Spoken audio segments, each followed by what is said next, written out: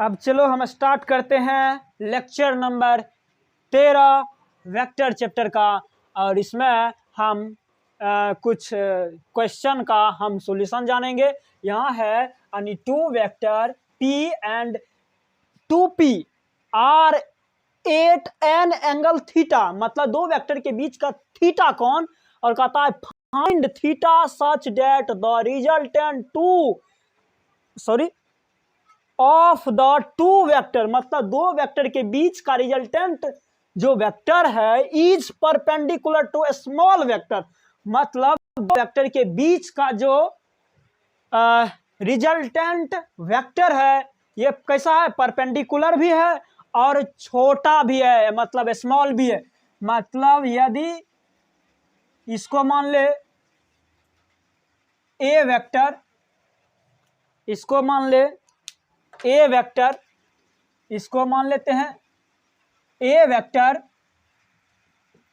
तो इसको मानेंगे हम बी वेक्टर। इसको थोड़ा और बड़ा करते हैं, ए वेक्टर तो इसको बी वेक्टर, और ये कहता है ये कैसा है, ये परपेंडिकुलर आर वेक्टर है, इसको मानेंगे ए वेक्टर, इसको मानेंगे बी वेक्टर। कहता है क्या, जो ये क्या है, परपेंडिकुलर है और ये छोटा है, मतलब इसका अल्फा कोण बराबर कितना, 90 degree.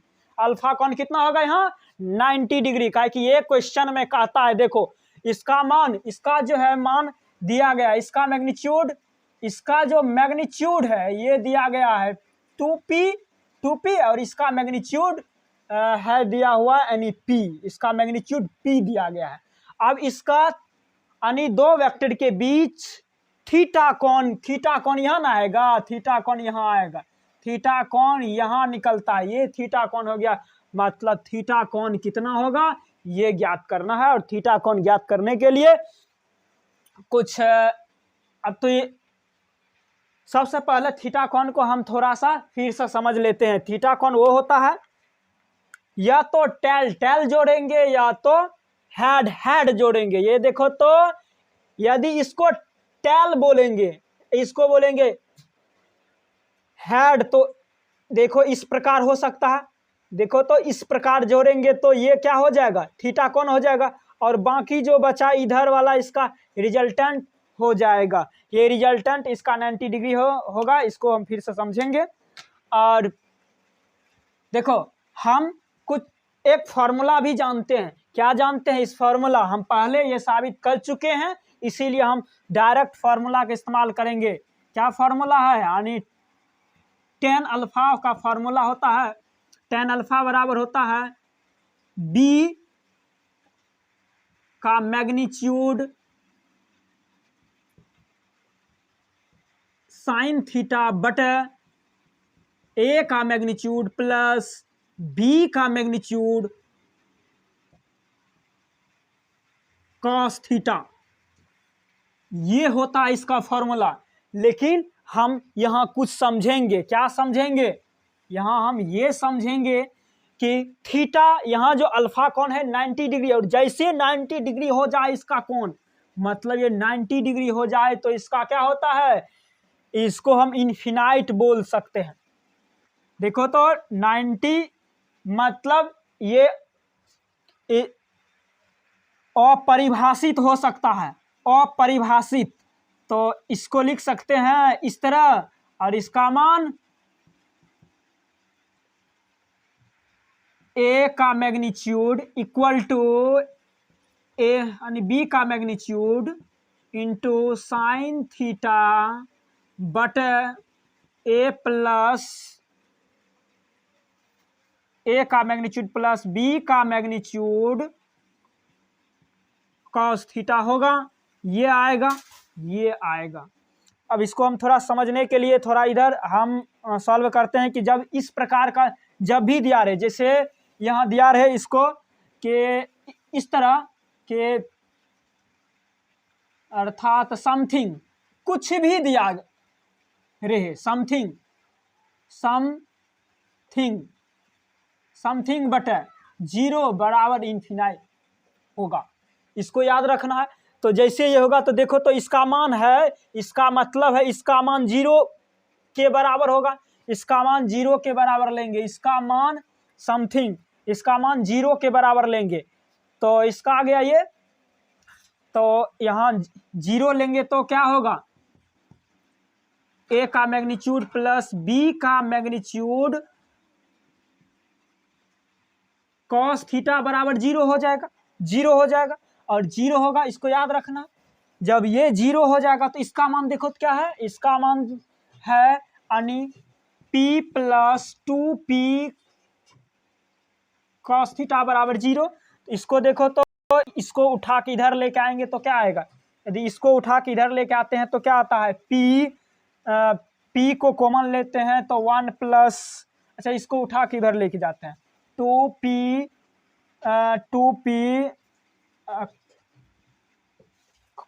Cos theta equal to p, तो p कट गया, बचा क्या, तो इधर आया तो ये माइनस में होगा, तो आ गया 2 कॉस थीटा इक्वल टू -1, इसलिए आ जाएगा कॉस थीटा बराबर हो जाएगा यानी -1/2। इसका वैल्यू कितना आ गया, अर्थात 120 डिग्री होता है, मतलब थीटा बराबर क्या आ जाएगा, 120 डिग्री का एंगल बनेगा। ये थीटा बराबर कितना आ जाएगा, 120 डिग्री का एंगल बनेगा। हम थोड़ा सा इसको और हम समझते हैं, थोड़ा सा हम और इसको समझ लेते हैं कि यदि इसको थोड़ा हम दूसरा फिगर के जरिए भी समझ सकते हैं। यदि ये वेक्टर, इसको मानेंगे बी वेक्टर, इसको मानेंगे ए वेक्टर, तो इसका रिजल्टेंट इस प्रकार से बनेगा, इसको इस प्रकार से 90 डिग्री का कौन बनेगा, इस प्रकार से इसका रिजल्टेंट, इसको मानेंगे हम आर वेक्टर। मतलब ये वेक्टर जो है ये हमेशा 90 डिग्री का कौन बनाएगा इसके बीच, और इसको अल्फा कौन बराबर 90 डिग्री हो गया, और ये कौन जो आया, ये कौन, ये टोटल कौन, इसी को थीटा कौन बोलेंगे, और इसका मान हो जाएगा 120 डिग्री।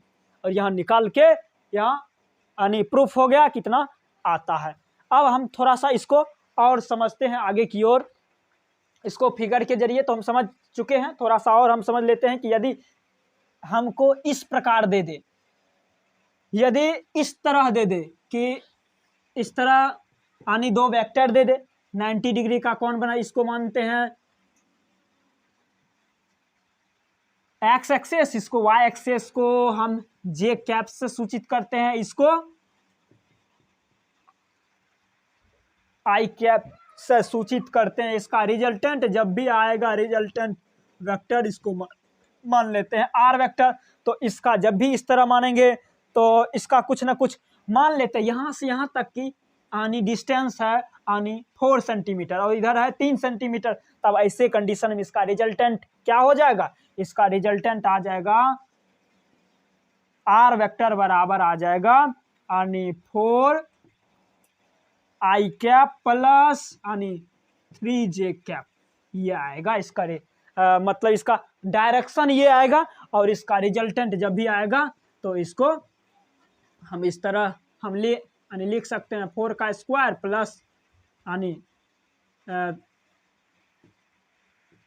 3 का स्क्वायर आ जाएगा 5, इसका 5 सेंटीमीटर आएगा, 5 सेंटीमीटर इसका आएगा। तो हम आगे की ओर थोड़ा सा बढ़ते हैं।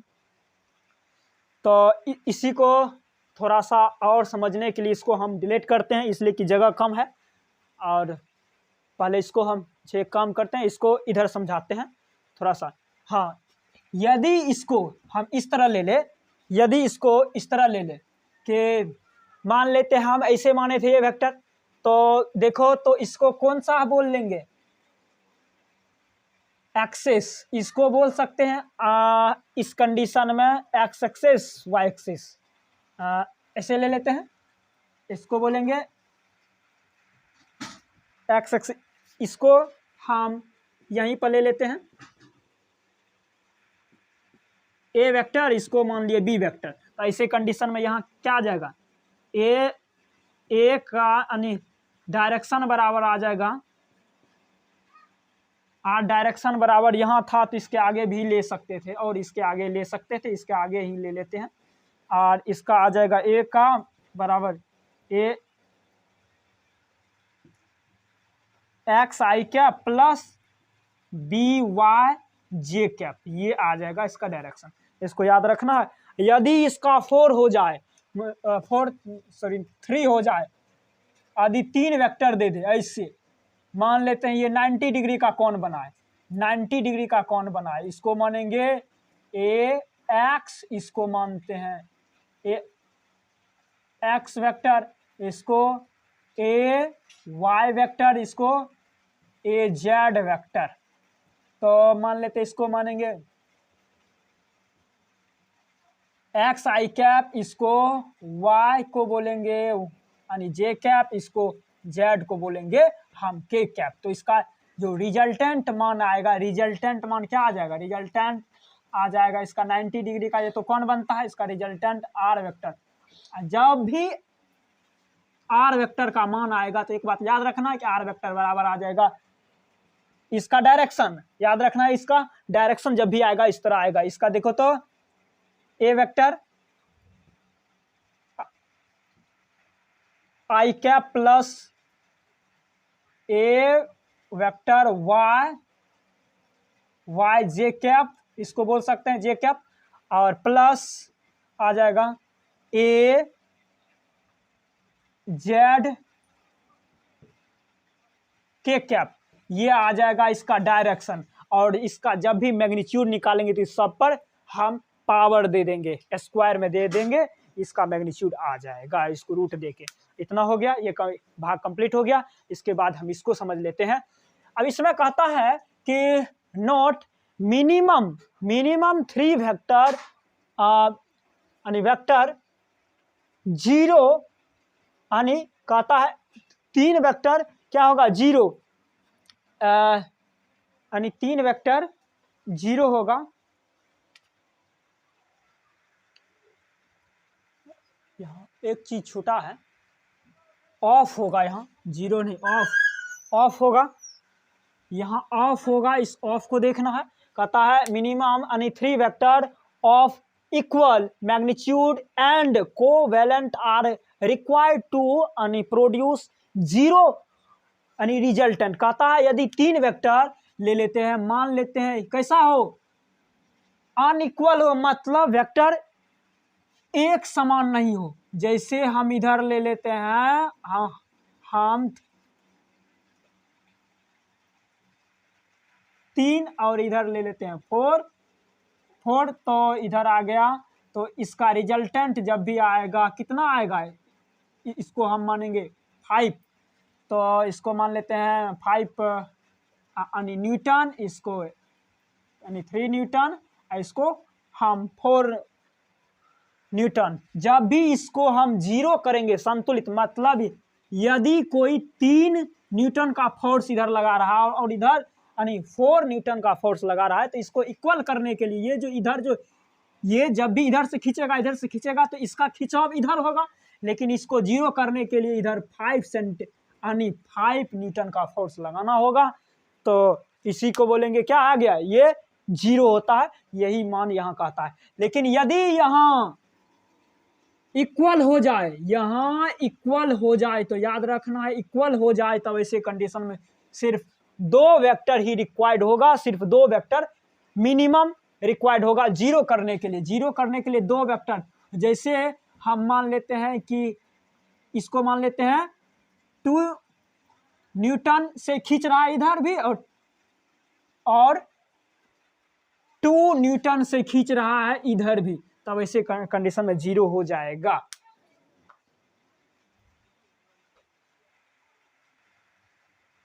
अब चलो, यदि इसमें कहता है कि यदि यहाँ कोई मान लेते हैं हम रख दे, पत्थर रख देते हैं यहाँ, यदि पत्थर रख देंगे, यदि इस पत्थर को 2 तरफ से कोई भी आदमी खींचे, इसको खींचे 2 तरफ से खींचा जाए, इधर से भी खींचे, इधर से कितना न्यूटन का, यदि 3 न्यूटन का फोर्स लगाए और इधर से यदि 4 न्यूटन का फोर्स लगाए, तो कहता है जब भी ये इधर खिंचाएगा तो यहाँ है कितना न्यूटन का 3, यहाँ 5 न्यूटन का है तो इधर 5 न्यूटन का फोर्स लगाना पड़ेगा तब 0 होगा। और यहाँ यदि ये हो जाए इक्वल तब ऐसे कंडीशन में 2 न्यूटन का इधर और 2 न्यूटन का खिंचाव विपरीत डायरेक्शन में होगा तब ऐसे कंडीशन में 0 होगा। इसको याद रखना है। 5 नंबर इसका 4 नंबर आएगा खासकर कंपटीशन लेवल पर। यहाँ है उसके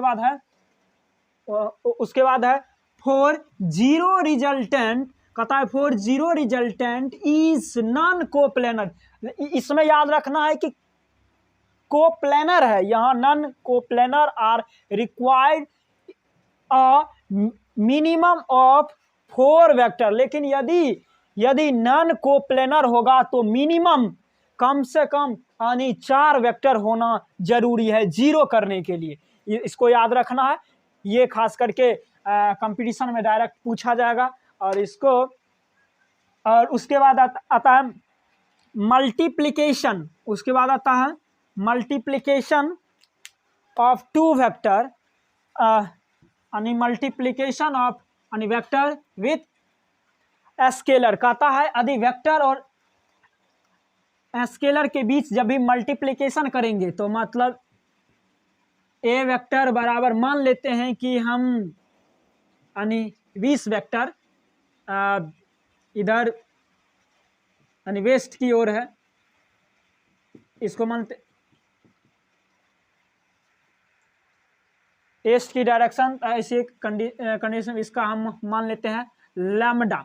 लैम्डा जो है ये स्केलर क्वांटिटीज मान लेते हैं 2। तब ऐसे कंडीशन में इसका जब भी रिजल्टेंट आएगा, इसका मल्टीप्लिकेशन होगा तो आ जाएगा ए, मतलब इसका रिजल्टेंट क्या आ जाएगा, ए मान लेते हैं। इसका रिजल्टेंट वेक्टर को आर मान लेते हैं, आर वेक्टर बराबर आ जाएगा ए का यानी वेक्टर आर यानी इंटू लैम्डा इक्वल टू इसका मान आ जाएगा यानी 20 और इसका मान आ जाएगा 2, ये गुना हो जाएगा यानी 40 हो जाएगा। ईस्ट की तरफ 40 हो जाएगा। और यदि यहाँ निगेटिव लग जाए, यहाँ इसका विपरीत यदि यहाँ निगेटिव लग जाए तब ऐसी कंडीशन में क्या आ जाएगा, ये आ जाएगा ए इसको डैश ले लेते हैं लैम्डा डैश, इसको लैम्डा डैश ले लेते हैं और इसको लैम्डा भी डैश ले लेते हैं, इसको भी लैम्डा डैश ले लेते हैं। तब क्या हो जाएगा, इसको गुना करेंगे तो क्या आ जाएगा 20 गुना हो जाएगा -2 बराबर -40 आ जाएगा। किधर ईस्ट तो होगा ही, लेकिन ईस्ट की तरफ होगा, लेकिन यदि इसको अपोजिट करेंगे तो इसका माइनस को प्लस कर देंगे, ये 40 हो जाएगा, वेस्ट की डायरेक्शन हो जाएगा। बस इतने याद रखना है। इसके बाद हम द एंड करते हैं।